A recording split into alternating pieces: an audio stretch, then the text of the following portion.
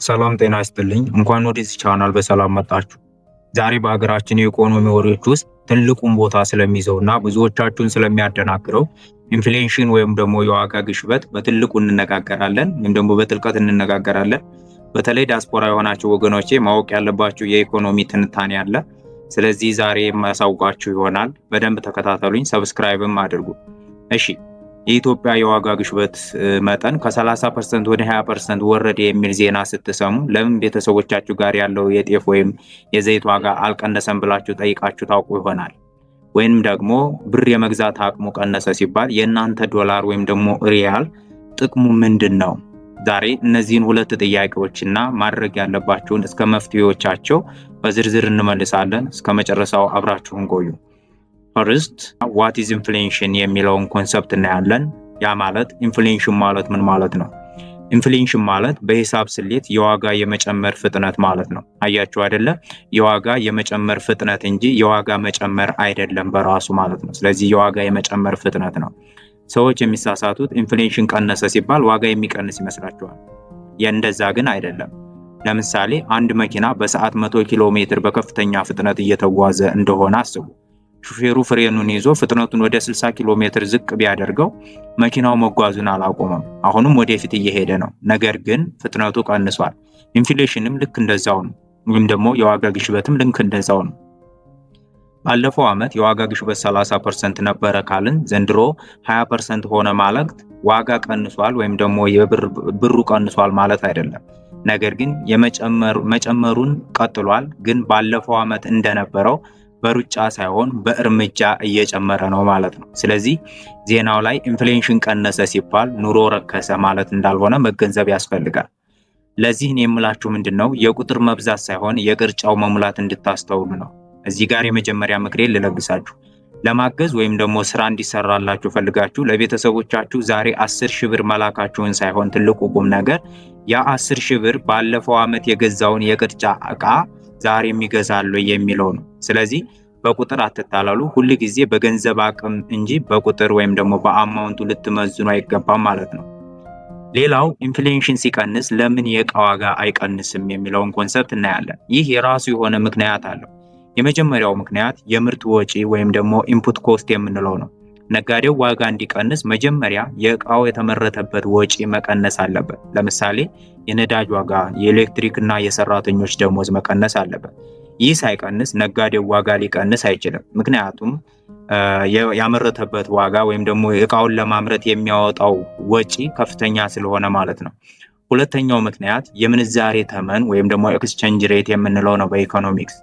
ኢንፍሌሽኑ ወይም ደግሞ ፍጥነቱ ቢቀንስም ብር ከዶላር ጋር ያለው አቅም በየጊዜው የሚዳከም ከሆነ ዕቃውን ለማስወጣት የሚያወጣው የብር መጠን ስለሚጨምር ዋጋውን ሊቀንስልን አይችልም ማለት ነው።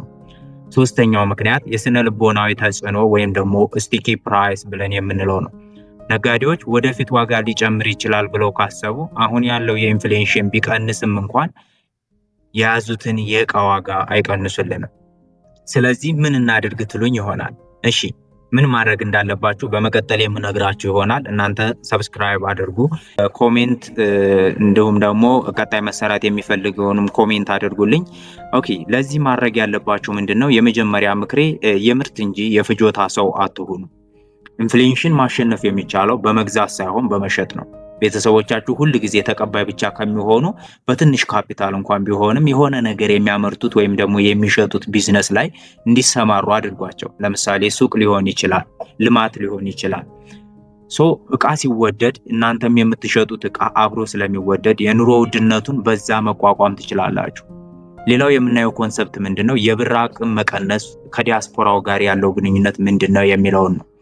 ለዲያስፖራ ያለው ትርጉም ብር ሲዳከም የምትልኩት $100 በፊት ከሚያወጣው ብር በላይ ያወጣል ማለት ነው። ይህ ደግሞ ለአጭር ጊዜ ጥሩ ሊመስል ይችላል። ነገር ግን ብዙዎቻቸው የምትሸወዱት እዚህ ጋር ነው። ምክንያቱም የብር ቫልዩ ቢቀንስም የዕቃ ዋጋ ወይም ደግሞ ኢንፍሌሽን ወይም ደግሞ የዋጋ ግሽበት የምንለው ከምንዛሬ በላይ የሚጨምር ከሆነ ቤተሰቦቻቸው የመግዛት አቅም እያጡ ይሄዳሉ ማለት ነው። እንግዲህ እስካሁን ስለ ኢንፍሌሽን ትርጉምና ስለ ብር አቅም መዳከም አውርተናል። አሁን ደግሞ ይህንን ሁኔታ ተቋቁማችሁ የምታሸንፉበትንና ስኬታማ የምትሆኑበትን 5 ወሳኝ ማድረግ ያለባችሁን ነገሮች እነግራችኋለሁ። የመጀመሪያው ማድረግ ያለባችሁ ነገር ገንዘብን ባንክ ውስጥ አታስቀምጡ። ገንዘብን ባንክ ውስጥ ማስተኛት የለባችሁም። በኢኮኖሚክስ ኢንፍሌሽን ኢዝ አ ሂድን ታክስ ይባላል፣ ወይም ደግሞ የዋጋ ግሽበት ስውር ግብር ነው። ገንዘባችሁን ዝም ብላችሁ ባንክ ካስቀመጣችሁት ሳይነካ በየቀኑ አቅሙ እየሞተ ነው። ስለዚህ በተቻለ መጠን ገንዘባችሁን ዋጋቸው ከኢንፍሌሽን ጋር አብሮ የሚያድግ ንብረት ወይም ደግሞ አሴት ላይ አውሉት። ሁለተኛው ቲፕ ምንድነው? የመረጃ እንጂ የወሬ ሰው አትሁኑ። ኢኮኖሚው ሲናወጥ ወሬ ይበዛል። ነገ እንዲህ ሊሆን ነው፣ ትናንትና እንደዚህ ሆነ፣ በሚቀጥለው እንደዚህ ይሆናል በሚል ያልተረጋጋ ወሬ ተነድታችሁ ንብረት አትሽጡ ወይም ደግሞ ድንጋጤ ውስጥ አትግቡ። መረጃን ከታመነ ምንጭ መፈለግ ይኖርባችኋል ማለት ነው። ሶስተኛው ሌላ የምሰጣችሁ ምክር ምንድነው? ኢንቨስት ስታደርጉ በተለያዩ ዘርፎች ይሁን ወይም ደግሞ በኢኮኖሚክሱ ዳይቨርሲፊኬሽን በማለት እንጠራዋለን። ይህ ነጥብ የሚያወራው እንቁላልህን በአንድ ቅርጫት አታስቀምጥ ስለሚለው መርህ ነው። አንድ ነጋዴ 200 እንቁላሎችን ገዝቶ በአንድ ቅርጫት ይዞ ሄደ እንበል። ሌላኛው ደግሞ በተመሳሳይ 200 እንቁላሎችን 50-50ውን አድርጎ 4 ቦታ አድርጎ ሁለቱም ጉዟቸውን አደረጉ። በድንገት አንድ አደጋ ሲደርስ ሁለቱም አንዳንድ ቅርጫት እንቁላላቸውን የመበላሸት ወይም ደግሞ የማጣት ሁኔታ ይገጥማቸዋል። ስለዚህ የመጀመሪያው ሰው ሁሉንም 200 እንቁላል ሲከስር፣ ምክንያቱም ሁሉንም 200 እንቁላል በአንድ ቅርጫት ስላረገው፣ ሌላኛው ግን 50-50ዎቹን አድርጎ 4 ቦታ ስላረጋቸው አንድ ቅርጫት ሲከስር 50 እንቁላሎችን ብቻ ያጣል። እናንተም ኢንቨስት ስታደርጉ በተለያዩ ዘርፎች አድርጉ ማለት ነው። በአብዛኛው የምናየው ብዙ ዲያስፖራዎች ገንዘባቸውን ሪል ስቴት ወይም ደግሞ የቤት ላይ ብቻ ያፈሳሉ። ነገር ግን የቤት ገበያ ሲቀዘቅዝ ወይም ደግሞ ቢቀዘቅዝ፣ የግንባታ እቃዎች ዋጋ ቢቀንስ ኢንቨስትመንቱ ይዛባል። ስለዚህ ምንድነው ማድረግ ያለባችሁ? አደጋን ለመቀነስ ወይም ደግሞ ሪስክ ማኔጅመንት ብሎ የሚጠራውን ሪስክን ማኔጅ ለማድረግ ገንዘባችሁን በተለያየ ቦታዎች በትኑት። ለምሳሌ የተወሰነውን የከተማ ቦታ መግዛት ሊሆን ይችላል። የተወሰነውን ደግሞ ቤተሰቦቻችሁ አርብቶ አደር ከሆኑ ሊራቡ የሚችሉ እንስሳት መዋል፣ ለምሳሌ የቀንድ ከብት፣ ፍየል፣ በጎች የመሳሰሉትን ገዝቶ እንዲቀመጡ ማድረግ። ምክንያቱም እነኛም በኋላ በምትሸጡበት ጊዜ ኢንፍሌሽኑን ማካተት ወይም ደግሞ ኢንፍሌሽኑን መቀነስ ትችላላችሁ፣ የእነሱም ዋጋ ስለሚጨምር ማለት ነው። ሌሎቻችሁ ደግሞ የተወሰነውን ሪል ስቴት መግዛት ላይ፣ የተወሰነውን ደግሞ እንደ ግብርና ለምሳሌ ወደ ውጭ የሚላክ ምርት ላይ፣ የቀረውን ደግሞ የቴክኖሎጂ ስታርታፖች ወይም ደግሞ የአክሲዮኖች ላይ ብታደርጉት አንዱ ዘርፍ ቢዳከም እንኳን ሌላኛው ይደግፋቸዋል። ይህ ኢንፍሌሽን በአንድ ዘርፍ ላይ የሚያመጣውን ጫና ለመቋቋም ይረዳችኋል። ስድስተኛው ምክሬ ሁሌም ሎንግ ተርም ፐርስፔክቲቭ ወይም ደግሞ የረጅም ጊዜ እይታ ይኑራችሁ። ይህ ነጥብ የሚያወራው በወቅታዊ ድንጋጤዎች ወይም ደግሞ ፓኒክ ላይ ተመስርቶ ውሳኔ አለመወሰንን ነው። ምን ማለት ነው? የኢኮኖሚ ፖሊሲ ሲቀየር ወይም የብር ዋጋ ሲዋዥቅ ብዙ ሰው በድንጋጤ ንብረቱን ለመሸጥ ወይም ደግሞ ኢንቨስትመንቱን ለማቆም ይሮጣል። ነገር ግን ኢንቨስትመንት እንደ ሩጫ ሳይሆን እንደ ማራቶን ቀስ ብሎ የሚሄድ ነገር ነው። ዛሬ ኢንፍሌሽኑ 30% ስለሆነ ወይም ደግሞ የምንዛሬ ተመን ስለተቀየረ ብቻ የጀመራችሁትን ትልቅ ፕሮጀክት አታቁሙት። ምክንያቱም ኢኮኖሚ የራሱ የሆነ ውጥረትና እፎይታ አለው።